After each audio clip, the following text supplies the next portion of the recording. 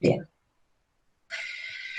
Bien, entonces en taxonomía hay una batería, hay una gran cantidad de métodos que se utilizan, ¿sí? Y no hay un método que uno dice, bueno, yo uso solo este método y listo, no. Uno tiene que usar varios métodos y dependiendo qué trabajo esté realizando, va a utilizar uno u otro método.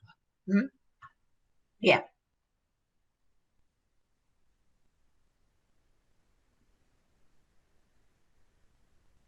Y ustedes ya han visto, en el primer teórico, el árbol filogenético universal, en donde tenemos 3 dominios. Los organismos se agrupan en 3 dominios: las bacterias, las arqueobacterias y las eucariotas. Antes se agrupaban en 5 reinos, pero con toda la tecnología y los métodos moleculares, se agruparon y se vio que, bueno, que esos 5 reinos no eran tales, entonces se terminó agrupando y armando el árbol filogenético universal de acuerdo a 3 dominios. Las bacterias, las arqueobacterias, o sea, 2 de los dominios son procariotas, y las eucariotas. Los análisis moleculares, ¿sí?, nos ayudan a ver las relaciones filogenéticas entre los organismos. Bien, entonces vamos a pasar al siguiente tema, que es crecimiento bacteriano. ¿Qué es el crecimiento bacteriano? El crecimiento bacteriano es el aumento en el número de células, no en tamaño celular. Las células bacterianas se dividen por fisión binaria y aumentan su número.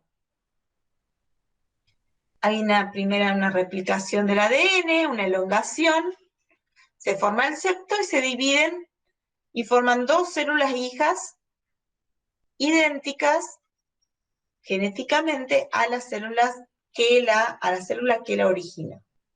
Entonces, el crecimiento bacteriano es el aumento en el número de células.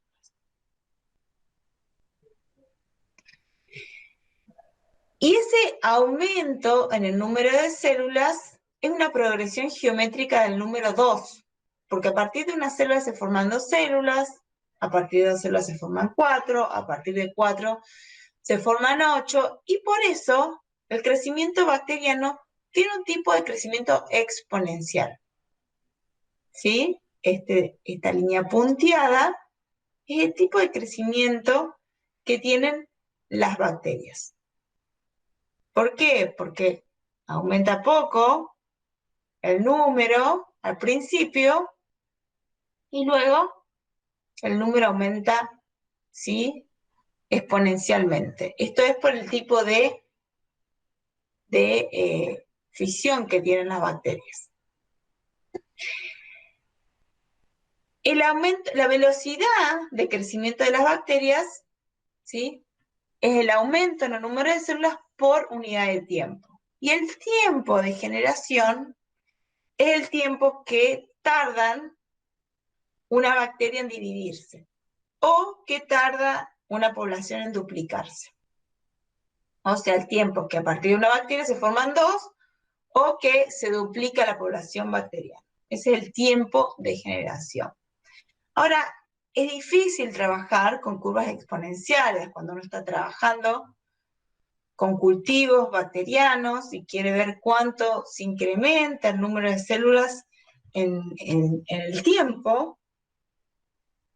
Es difícil trabajar con números, con una curva exponencial. Es por eso que se aplica logaritmo al número de células para que se haga lineal la curva de crecimiento. Entonces, por eso que cuando trabajamos con cultivos microorganismos, se trabaja con el logaritmo del número de células. Y así es mucho más fácil ver el incremento del número de células en un determinado tiempo. Ahora, ¿para qué les parece a ustedes que es importante estudiar el crecimiento de las poblaciones bacterianas? Saber el tiempo de generación, el tiempo que se incrementa, en qué tiempo vamos a tener determinado número de células. ¿Para qué piensan ustedes que es importante saber todas estas cuestiones?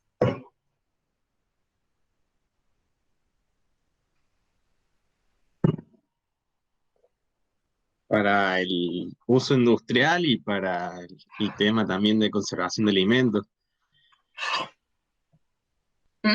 Sobre todo para uso industrial, porque uno tiene que saber en determinado tiempo qué número de células va a obtener, ¿sí? Entonces es importante, ¿sí?, saber el crecimiento y el tipo de crecimiento de las poblaciones bacterianas, microbianas, de hongos también. El tiempo de generación va a depender de qué especie estemos cultivando. Diferentes especies tienen diferente tiempo de generación y además también ese tiempo de generación varía de acuerdo a las condiciones del cultivo, de acuerdo a las condiciones nutricionales, de acuerdo a las condiciones de pH, de acuerdo a las condiciones de temperatura. Todo eso va a influir en la duplicación y en el tiempo de generación de los microorganismos.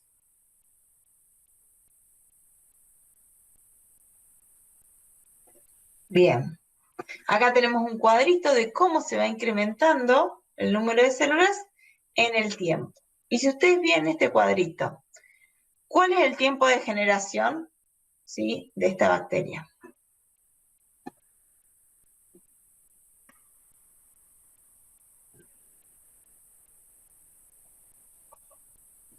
Por este cuadrito. Ven el tiempo en horas y el número de células en cada hora. ¿Cada media hora? Claro, media hora es el tiempo de generación. ¿Sí? ¿Sí? En la hora cero teníamos una. A la media hora tenemos dos. A la hora tenemos cuatro. ¿Sí? A la hora y media tenemos ocho. Se va duplicando. El tiempo de generación es el tiempo de duplicación. Bien.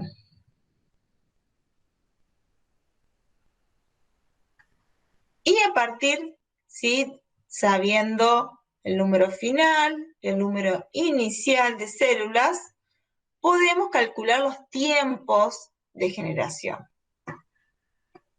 Acá n es el número de generaciones.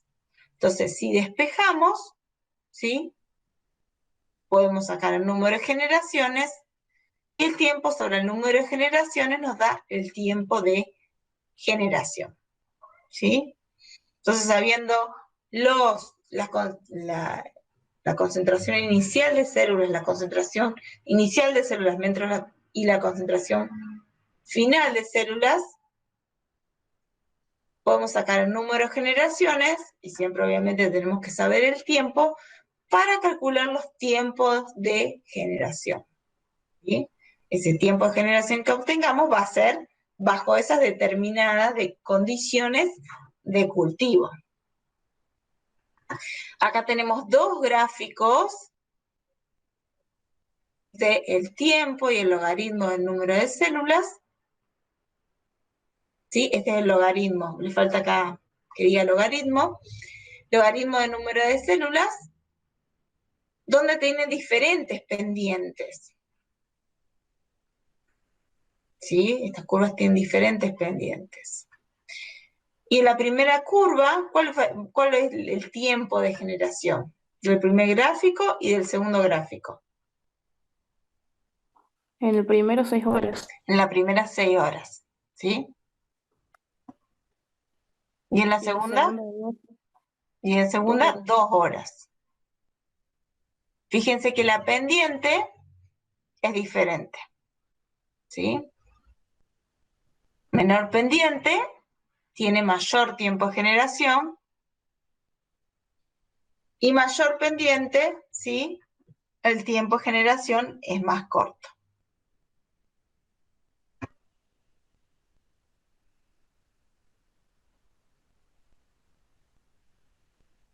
Acá está el ejemplo. ¿sí?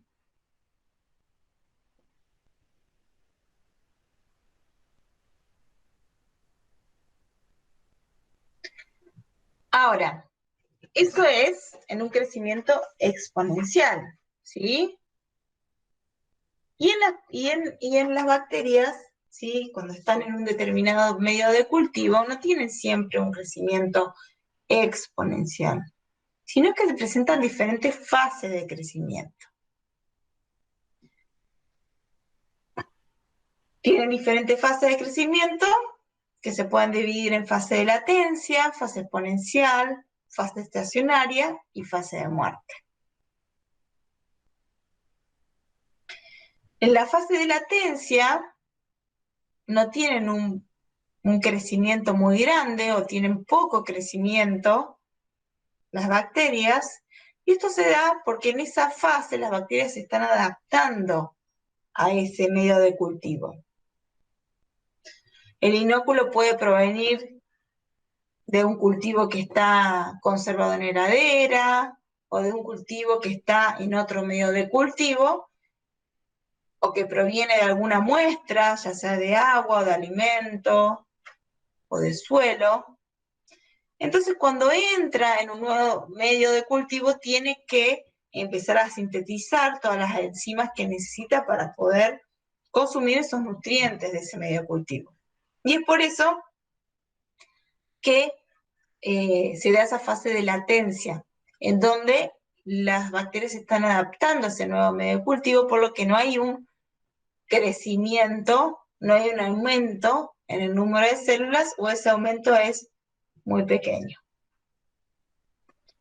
Industrial, cuando estamos trabajando industrialmente, se busca que esa fase de latencia sea lo más corta posible. Y luego sí viene la fase exponencial de crecimiento de esa población de células. En esa fase exponencial se van a dividir activamente las células, se dividen activamente, y mientras más la pendiente sea más grande, ¿sí? Vamos a obtener un mayor número de células en un menor número de tiempo.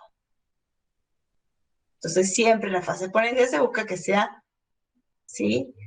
Que tenga la mayor pendiente posible para que tengamos un gran aumento del número de células en el menor tiempo posible. Luego viene la fase estacionaria. Y en la fase estacionaria no hay un aumento del número de células, sino que, pero no hay un aumento neto. Esto no quiere decir que no se sigan dividiendo las células, sino que la misma cantidad de células que se dividen es la misma cantidad de células que mueren. Por lo tanto, no hay un aumento neto en la población celular, ¿sí? Pero hay divisiones, ¿sí? Sino que la misma cantidad de células que se dividen y se generan nuevas células es la misma cantidad de las que se mueren. ¿Por qué se da esa fase estacionaria? ¿Por qué piensan ustedes que se da esa fase estacionaria?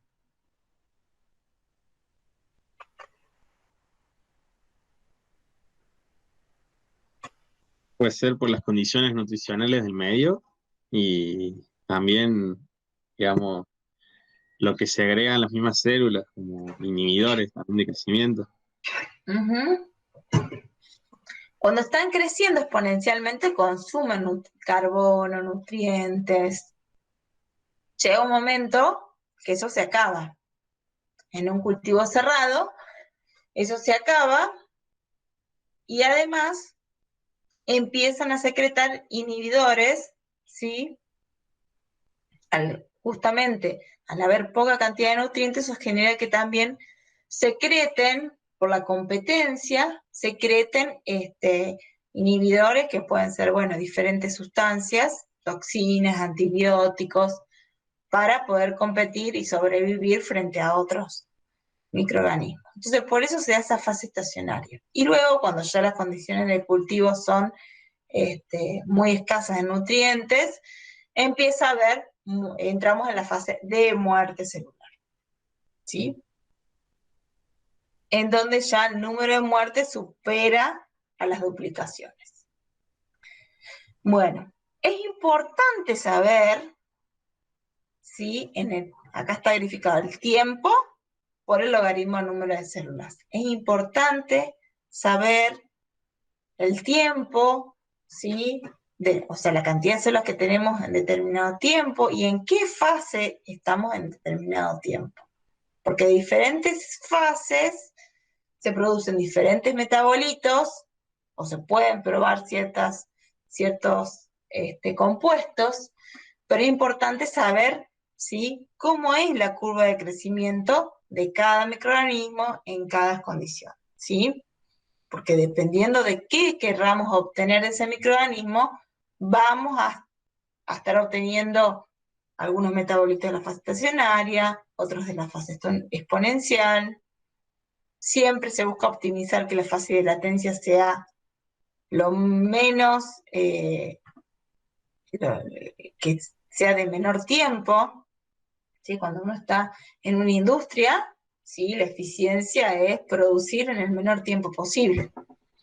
Entonces es muy importante conocer la curva de crecimiento con los microorganismos que uno está trabajando en un determinado tiempo y en determinadas condiciones del cultivo. Ahora, esto ocurre en un cultivo cerrado, ¿sí?, lo que se llama cultivo de batch, en donde no hay ingreso de nuevo medio cultivo, ni hay egreso de cultivo crecido, o tampoco se extrae ningún compuesto producido en ese medio de cultivo.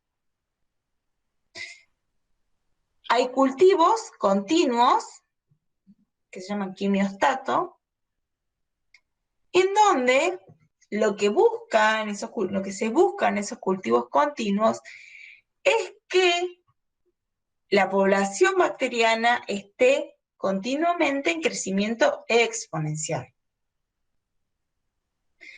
O sea, que no tenga fase de latencia, ni entre, ¿sí?, en fase estacionaria. Entonces se busca continuamente que esté en crecimiento exponencial ese medio de cultivo. ¿Cómo se logra? Se logra añadiendo continuamente medio fresco y cosechando, ¿sí?, medio de cultivo. Entonces, se va sacando medio de cultivo ya crecido y se va adicionando medio de cultivo fresco. Entonces se busca mantener una cierta densidad de células, que la densidad de células se mantiene por la concentración de un nutriente limitante, y además se busca también mantener una velocidad de crecimiento determinada. Que eso se mantiene por el efecto de dilución, que el efecto de dilución es sacar continuamente medio de cultivo. Hay que mantener en equilibrio esos dos factores, porque si uno saca a una gran velocidad medio de cultivo sin permitir, o sea, saca a mayor velocidad de lo que se están reproduciendo las células, va a llegar un momento que no va a tener más células.